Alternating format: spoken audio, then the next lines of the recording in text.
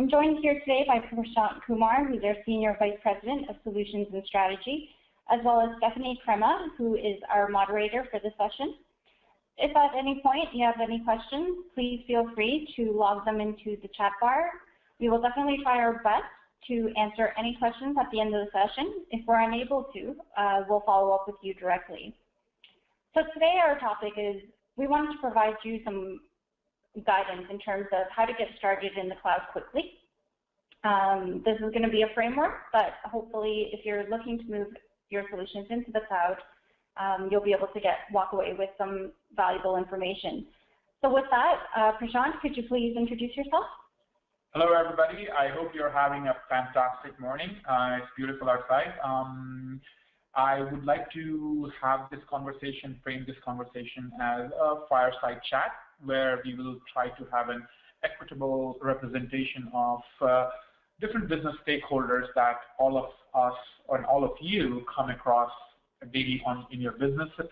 When you come across different business units, their challenges, and how we can help them with different kinds of solutions in the cloud, how we can quickly get started. And we are going to talk about challenges and how to overcome them, and a quick guide, a quick start guide to how to identify them and basically use those challenges as opportunities to leverage cloud as part of not only your IT strategy, but a successful business strategy. So with that, I first want to talk about humanizing the cloud. So really understanding what is the cloud, what is it all about, and what are the benefits. Interestingly enough, when we have conversation with some of our customers and we ask them, why are you looking to move your solutions into the cloud? We get your very typical answers. So they'll come back and say it's about self-service. So the ability to add computing capabilities without the need of human interaction or without the need of going back to your service provider.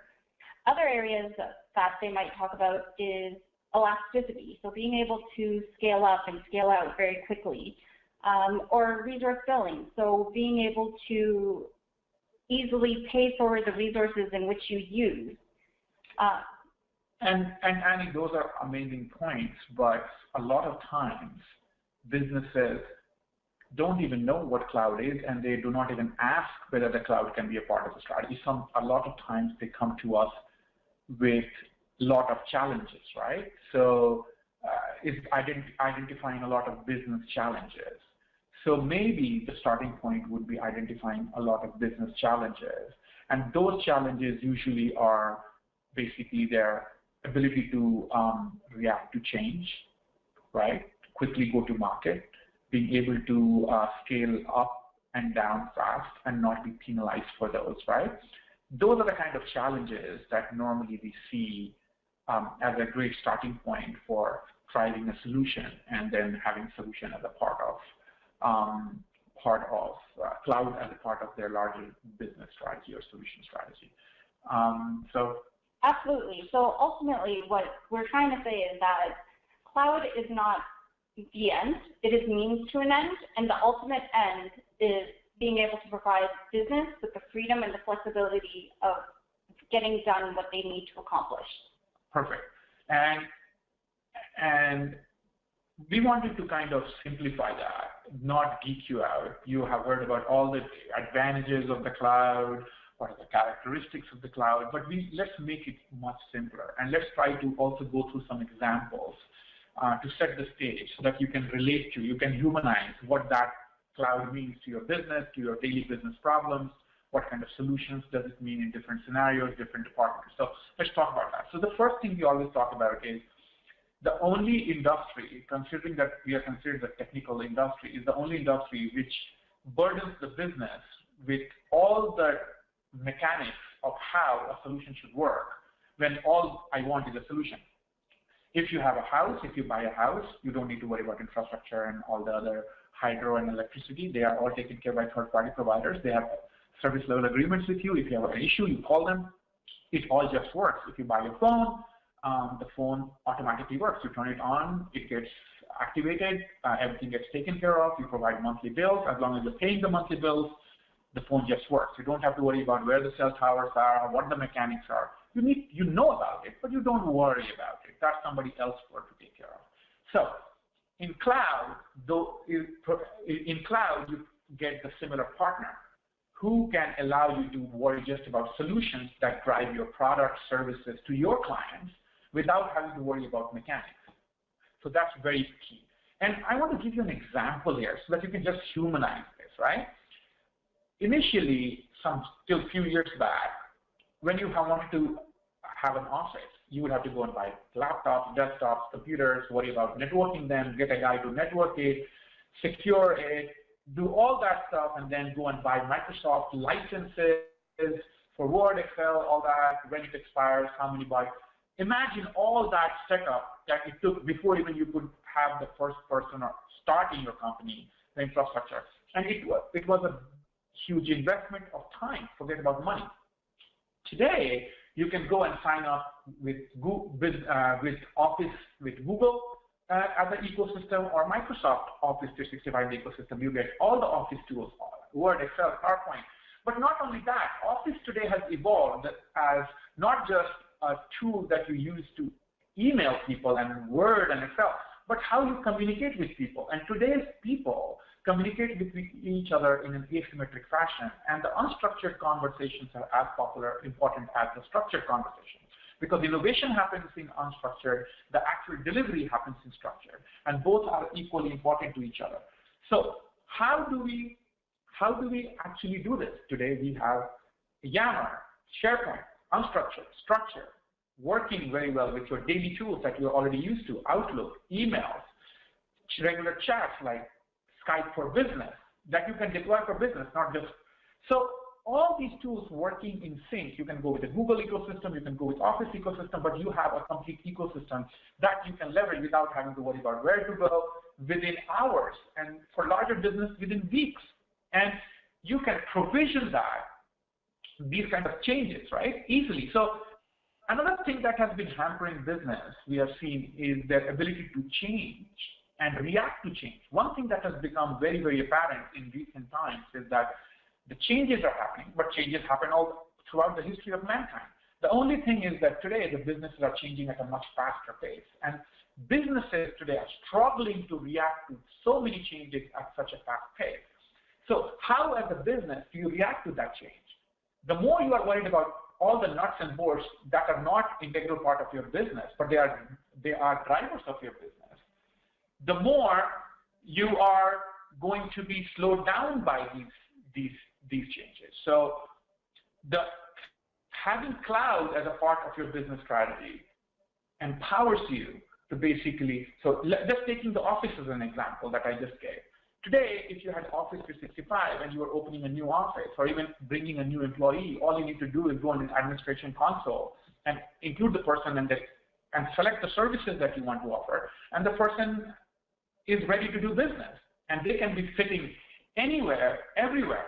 So you can have access to these services in Mexico if you're opening an office in Mexico, and if you're sitting in Canada or in the US, and empower those people to collaborate with you, communicate with you, set up. If you are in CRM, you can use you can use Dynamic CRM or a Salesforce and do the same thing. So there are niche solutions in each one of these business areas which you can leverage. You can pay as you go. You can start in instant, right? So making changes is easy and quick. Reacting to the changes in the market with these niche solutions that empower your business is great. And you don't need to do all these things all at once. You can start small, which is huge for businesses who have a lot of ideas, but they are not all tested ideas. So you can now act, even if you're a large business and enterprise, act and can have multiple incubators who can test all these business ideas without making a huge significant investment, and learn and get all these data from these ideations and then go to market without a huge customization, right? Remember how dependent you get on your IP, and every small change requires 15 other changes, which then makes you forget about the very change that you wanted to originally make. So all these things are being powered by cloud-based solutions. So you can make these incremental changes. Today you have a cloud-based office. You want a CRM? Oh, no problem. Get Dynamic CRM. It works with Office 365. If you're at Google, have a Zoho CRM or a Salesforce CRM, which works with your emails and office systems all integrated. So you can plug and play, and you can continue to expand your cloud footprint as and when you need. So huge flexibility for business. Simply what you are trying to do is providing business freedom. You are providing great experience to not only your clients, but to your stakeholders, to your businesses. That's the ultimate goal that today businesses have. And today's consumers and today's clients and stakeholders expect that from your business. And if you are not able to provide it, you begin to slowly lose out, and in many cases, businesses go out of business just for this. Yes. So that's a lot of information, and that's all great. So why don't we actually take a little bit of a deep dive into how an organization can actually design a successful cloud solution strategy. So we don't want to get overly technical here. We don't want to get into the nitty-gritty. Cloud is a very big topic, and the solutions can get very complex and very complicated. So what we wanted to do instead is provide you with a general framework. So if you're looking to design your own cloud strategy, this is a framework which will provide some guidance that you could take away in developing it.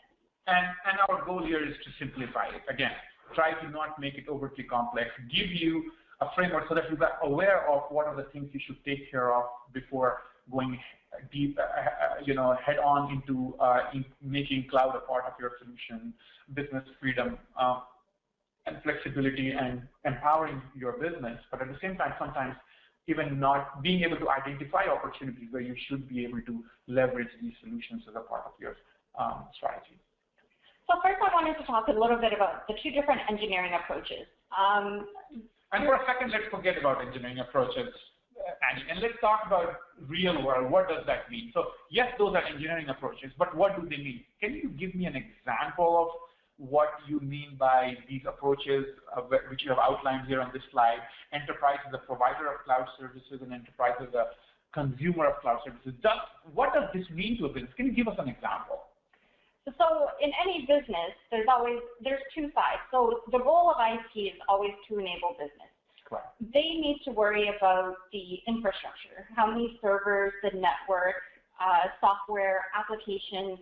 They really start building things from this point of view. And their sole purpose is to provide a certain number of services to the business users. Correct. Your business users, on the other hand, they don't care.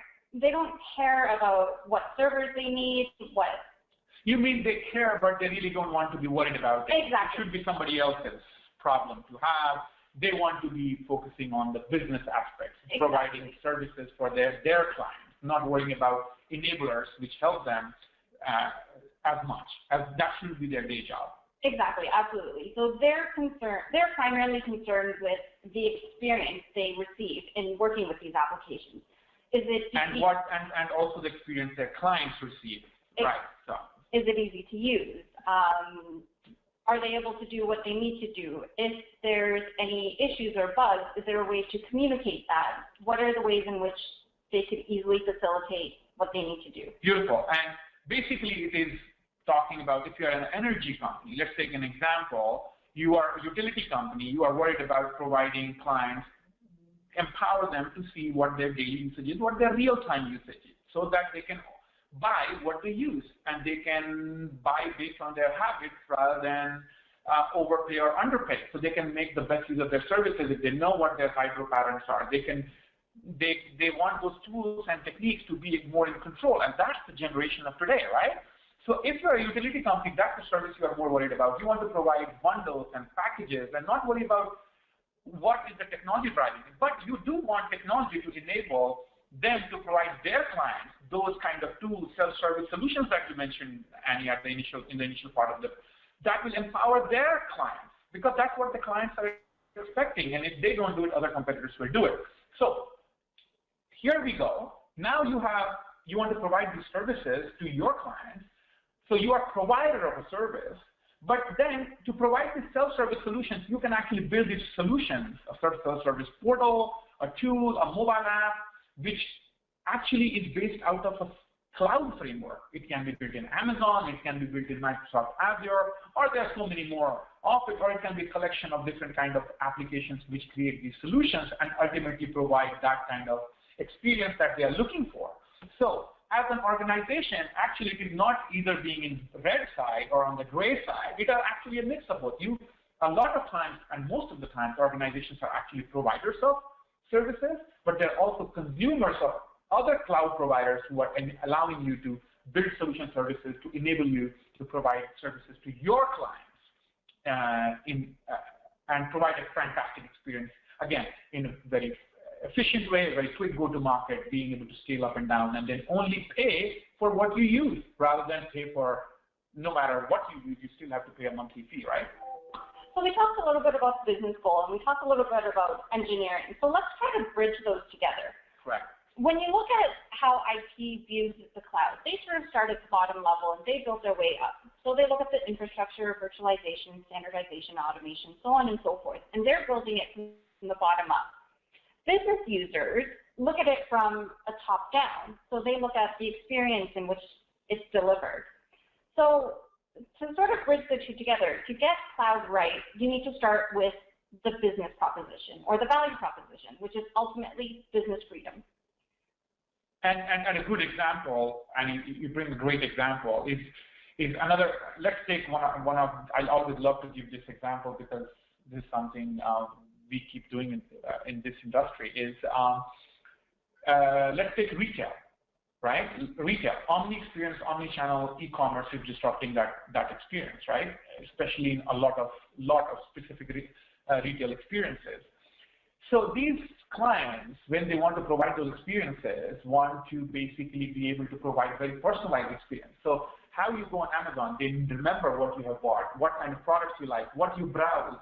Last time you were interested in this product, you have visited it 3 times. Hey, there's a drop in the price. They always remember that. You love that. Wouldn't you love that the client, the presence is very much interested in providing a personalized and cares about the consumer and the stakeholder. So that kind of experience, but it can be built by e-commerce platforms in the cloud, like Shopify. You don't need to buy infrastructure. You don't need to buy servers. And it has all the components which allow you for shopping experience, catalog experience, virtual catalog, all that built completely ready to go. All you have to do is configure and personalize it to the way you want your clients to experience it.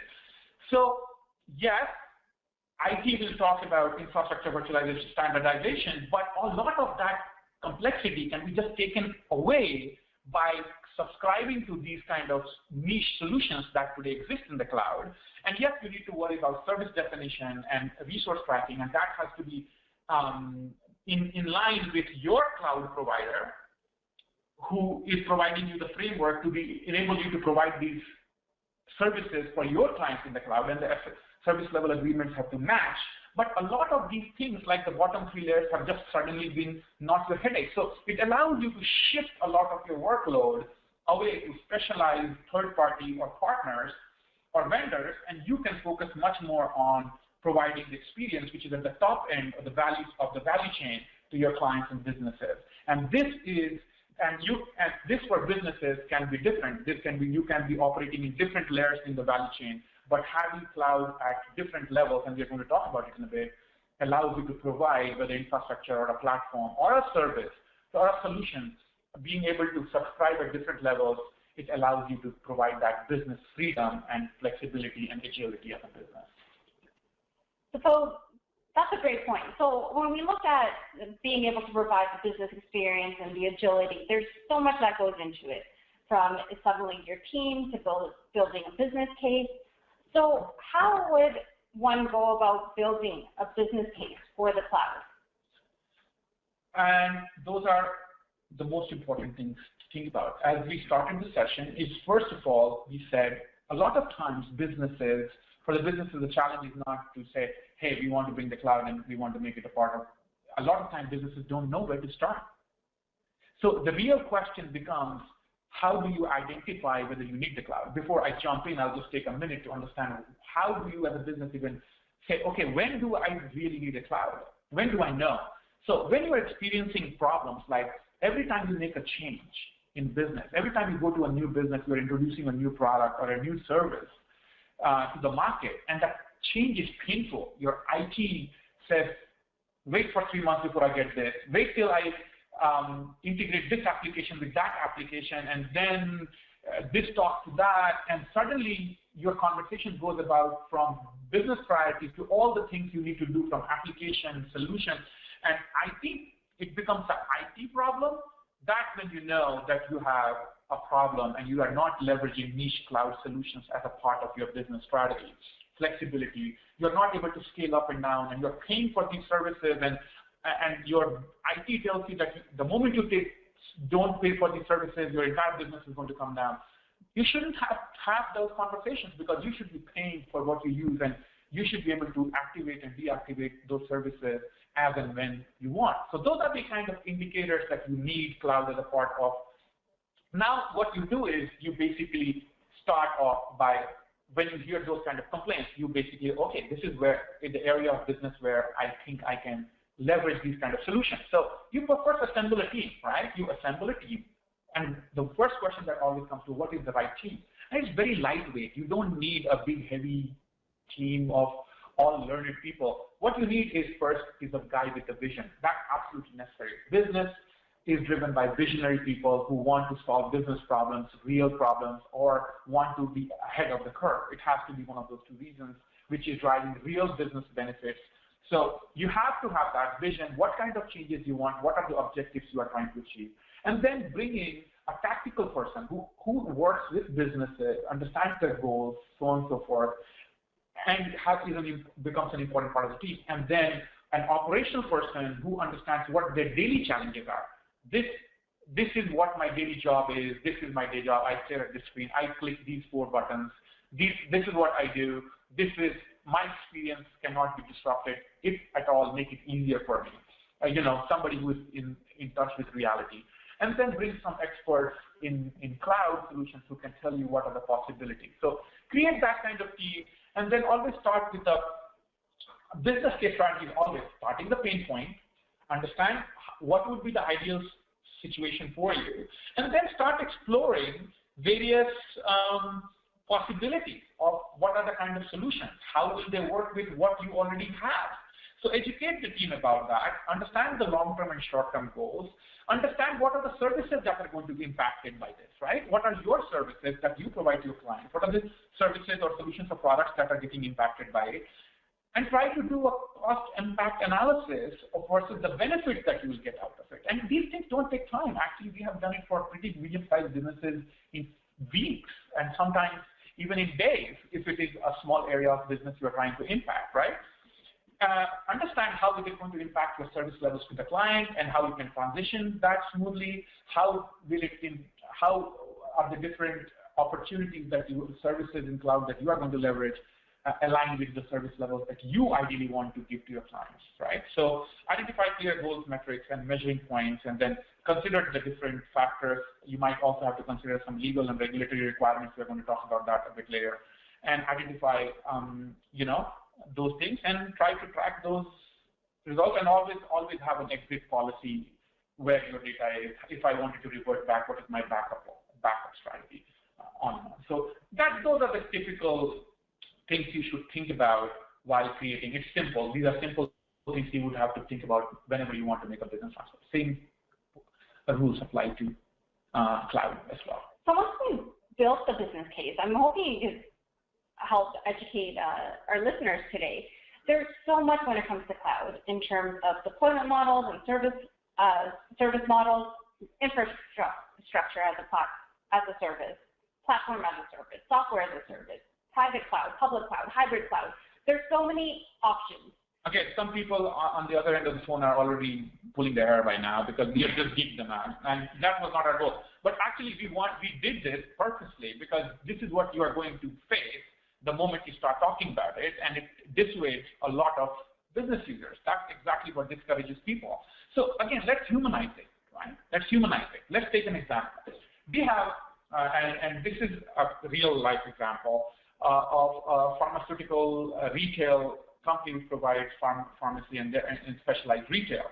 And they were on a Google Cloud. They started as a small business. They have experienced fast growth, and they are kind of growing out of it. Their entire business process is not aligned, and so on and so forth. And they wanted to move to a much more structured environment to handle that kind of growth.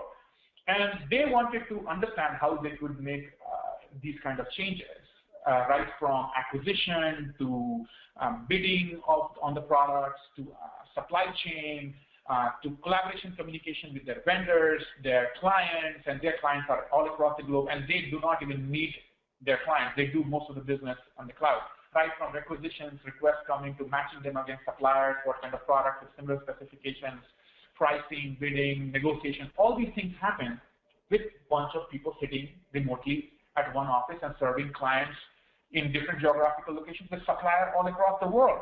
This is the new era. How do you do that? How do you do that? So they were considering different cloud solutions, right? They were saying, hey, can we install this? Can we have our accounting software that we have here?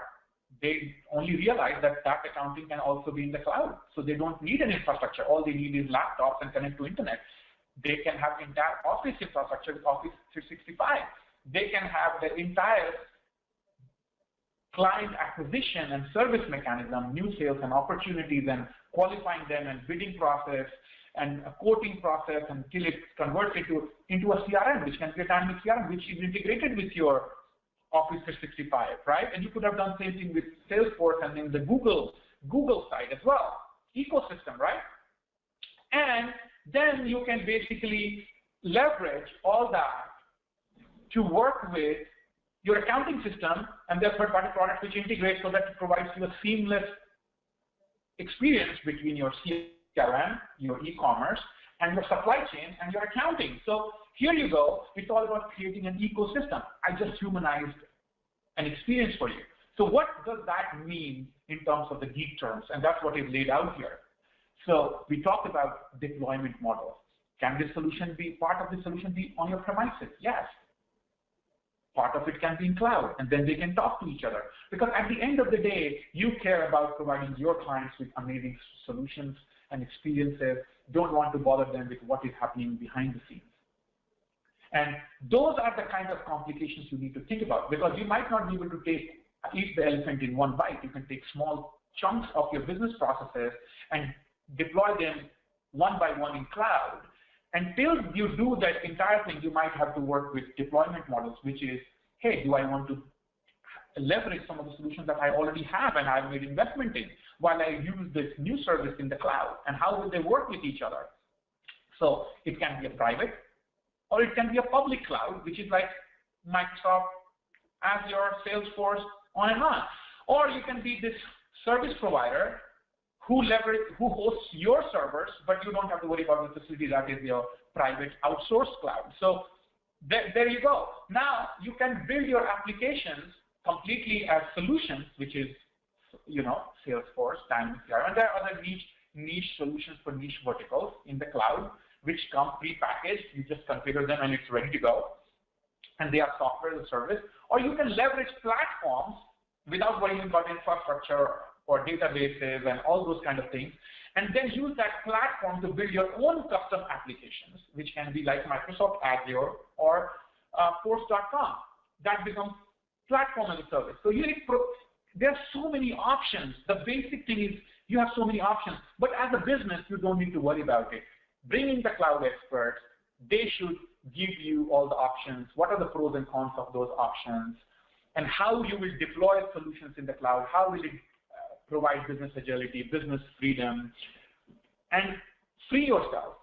If you are a larger business and you are really worried if you have a team of technology and who is building it, who will deploy it, who is deploying what, does a new service still conform to all the other people who used to consume your services and using older services, compliance with older services have to be there. All these things become a part of your strategy as you transition from one state to another state, and cloud becomes a part of the strategy. And that should be something you should be cognizant of while working on a cloud solution strategy.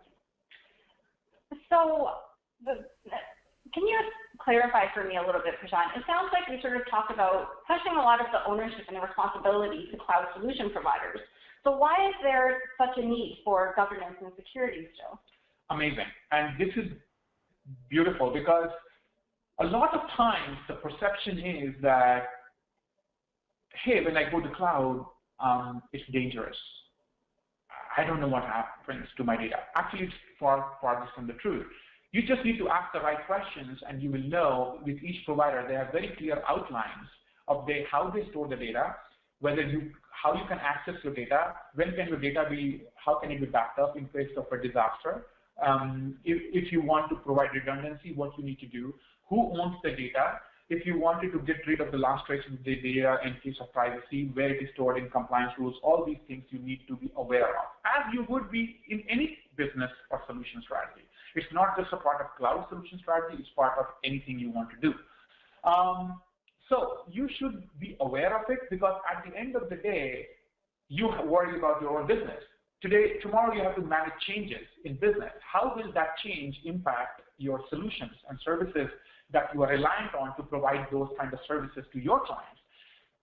What are you and your team responsible for, and what are your partners or vendors who provide you those cloud services responsible for? How do your service level agreements align with the service level agreements that are being provided by your cloud providers? What is your exit strategy if you want to transition from solution A to solution B? How easy it is. So you should be aware of it, although if these are the things that they will do, but you can shift the load to your providers. But it is good to know and have a mechanics in place so that in case you go through a change, in case you decide to change your cloud provider, in case you want to scale up or scale down, you know as a business what your agility is, what your time frame is, who is doing what and when are they doing it. It's called being in control. So, but being in control with much lesser investment and much more flexibility.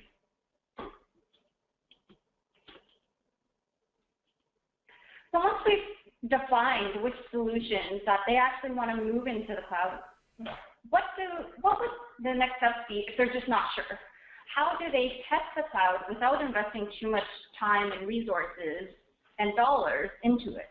So, and this is again a great point. So now we have identified the pain. So let's just recap what we have just tried to do. We have understood what the real applications of cloud are, what kind of pain points that businesses experience, what kind of benefits we get. Now we have, as a business, identified the pain area in the business. We have collected a team. They know exactly what they want. We have seen explored what kind of solutions are available from third-party vendors, partners, that allow you a pathway to cloud, if not so that you can slowly transition to cloud completely or partially, or whatever is right for your business, right? Based on your priorities, based on your cost, investment, and how aggressive those goals are. Based on all these things, now you have different options available, right? And suddenly now you say, hey, all this is great, but this sounds too good to be true, or I'm not too sure about all the metrics, some of the things I want to test. Here comes, instead of going deep diving into the ocean, can you just dip your foot in there and see how cold the water is and how do you experience it? So another part of it is, it also tests the readiness of your organization. A lot of organizations are not ready to go in the cloud, and it's a change in the culture, and we're going to talk about it. And agile, right? Cloud is all about agile. It's about going to market fast. But how prepared are you? So how can you test this as your organization, whether they are ready to go to the cloud, at least starting slowly rather than going full on? So you can do this by adopting POCs, small proof of concepts, which impact the high impact areas that you can test, or low impact areas, depending upon what your priorities are. And then make small investments, identify the risks areas, validate those risk areas, find out the SLAs, see how your business reacts to those kind of changes and change requests, right? Feel those things out, get the feedback, and then if this seems right to you, then you can go full on into that. And then you have to also understand, once you go to a POC, what will it require to manage something like that? You cannot just have it and then leave it, right? What will it require to manage that kind of a change? And it's usually a roadmap. So you cannot just start and then stop in the middle of the track, right? You cannot do that. So a POC allows you to feel your way through it, learn from those experiences, and adjust along the way, and then kind of grow into a much more fuller solution for your business. So we hope we've given you the framework and we've given you some guidance and some direction.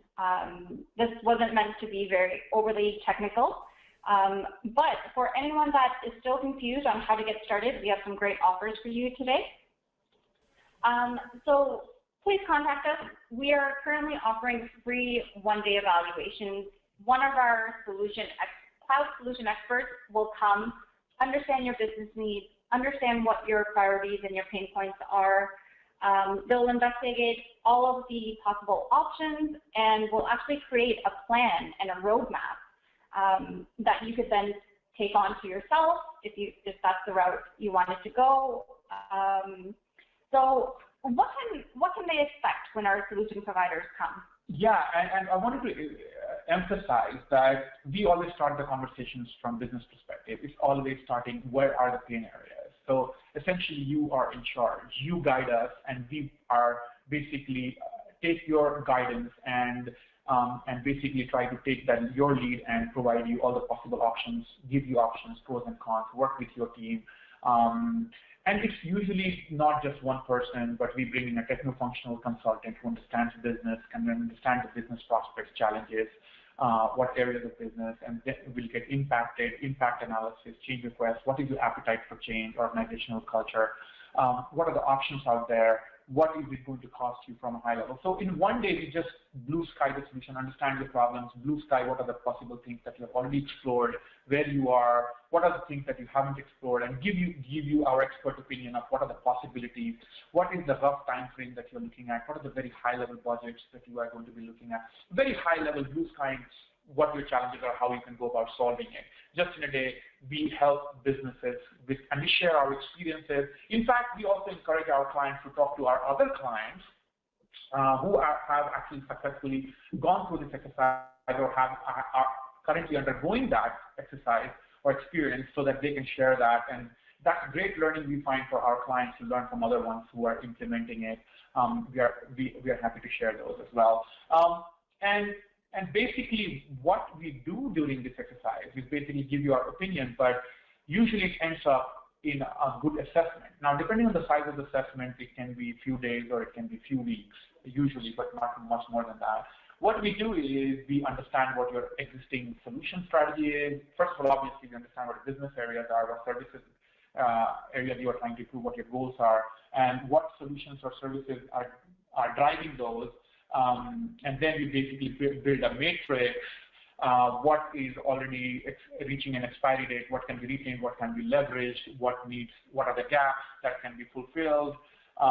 We understand what your business readiness is, what your cultural readiness is, how will the change be brought about. We also try to plan training and adoption depending upon the DNA of your business, and every business is unique. And then we basically deliver a complete solution roadmap with a complete even proof of concept that you can feel the experience and experience the how the end solution will look like without making too much of a big investment. Your readiness report, we give you options, we give you a business case if you require, what you get in first year, how much you invest, when do you recoup the money, when does it start paying back, stuff like that. We give you a complete end-to-end project plan, different components. We put you in charge, basically, and we give you all that in a very short period of time. So again, these are the things we do. We are very open to having conversations with you. If you have any questions, don't hesitate to reach out to us. If you're trying to explore areas, or if you already know which areas you're having problems in. Every business we find is at a totally different end of the spectrum in terms of their readiness, in terms of their maturity, in terms of understanding the solutions and services. We work with all different organizations at different levels, and based on that, we try to help you out by getting a better understanding of your immediate and long-term requirements. So I just want to like to conclude with a quick intro onto TechBlocks, who we are as an organization. Our policy is, and our sort of primary goal is, we build customer-first solutions. All IT solutions, whether it's from enterprise content management to cloud solutions, mobile, so on and so forth. But ultimately, our key mantra is that we are in the business of our customers, and we are in the business of our customers' customers. So with TechBlocks, you're getting a true technology partner. Our goal is to help you achieve your goal. We hold ourselves as much accountable to your KPIs as you do. And ultimately, we want to make sure that you're able to get to market at a faster speed than you could have yourself.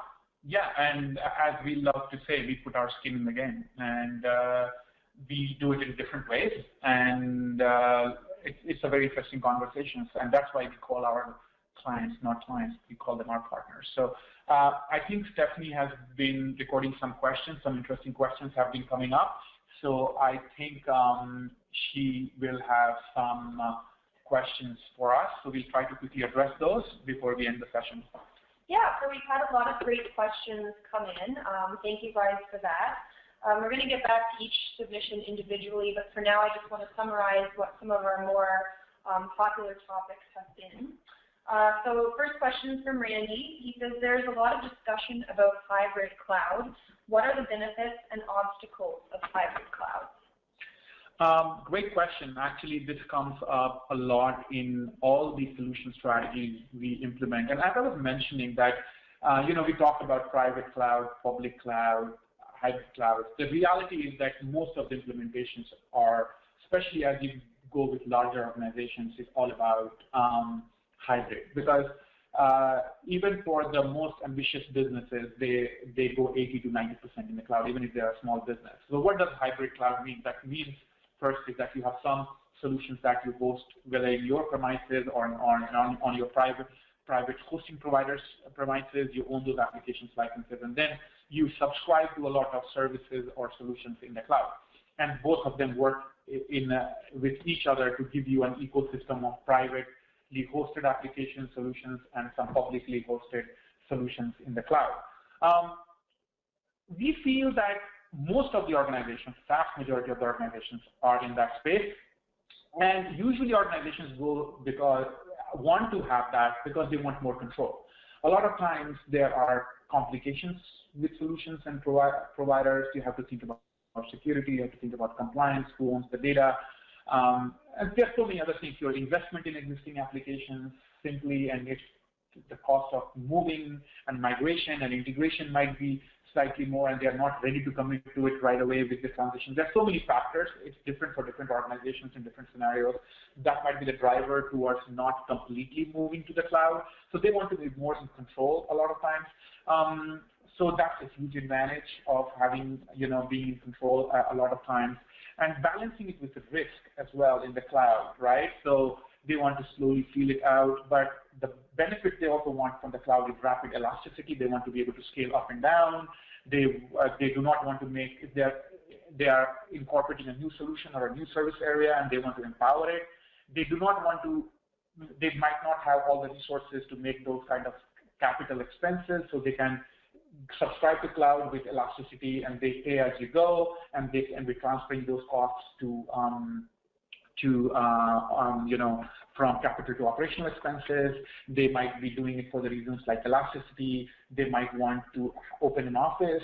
It really depends on the business case and scenario, but there are so many benefits to it. But keeping some of these in private cloud is usually about control.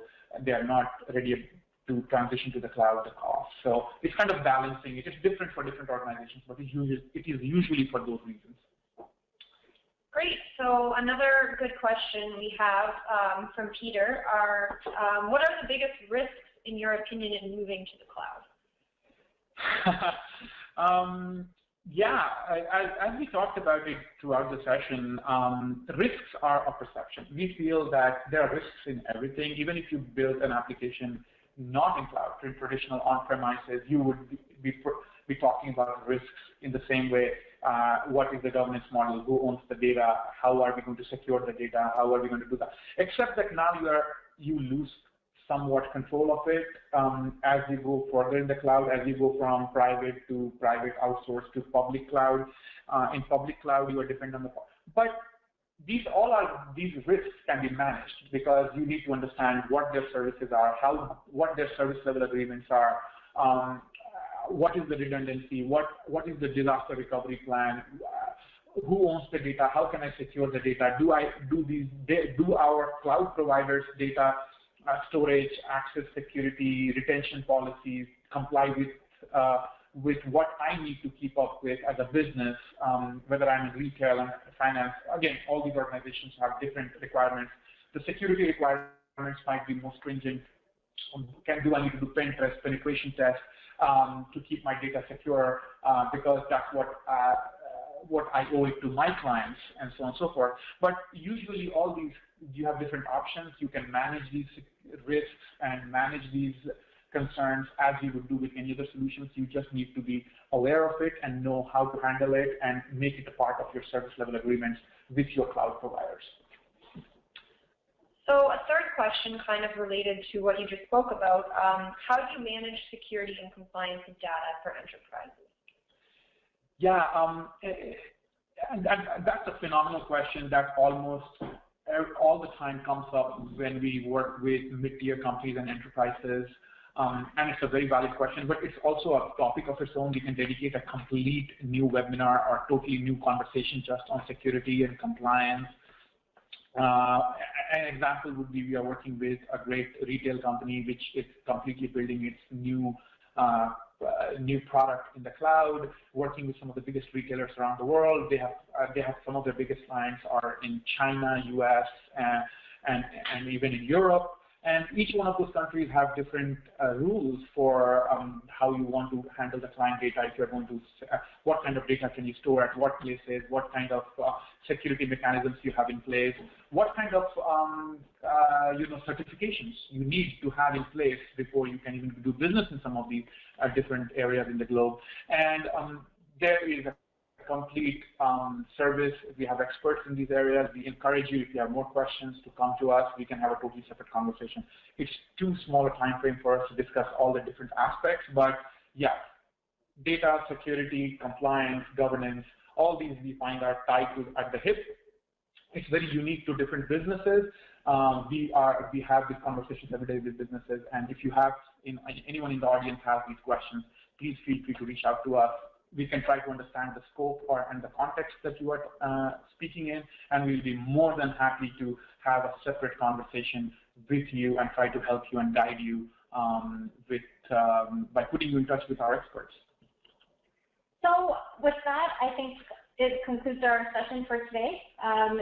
Any questions that we weren't able to get to, we'll definitely reach back and follow up with you personally. Otherwise, my contact information is available on screen. If you have any additional questions, please definitely feel free to reach out to me. There's also a URL provided if you are interested in getting the free assessment where you could go and submit your information and we'll get in contact with you. And remember, for folks who have missed it or you want somebody in the organization to have access to the same conversation, we are going to post the entire recording, the entire deck. If anybody else is interested, feel free to send the links. We will be sending the links to you, all of you, after this presentation. You expect to get the links within the next couple of days in your inbox.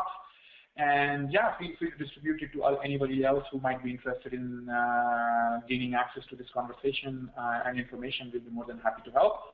Have a great day, and thank you for attending. Thank you so much from the entire team at TechBlocks, and we look forward to connecting with you again for the next fireside chat on the next topic. So stay tuned and have a fantastic day. Cheers. Thanks.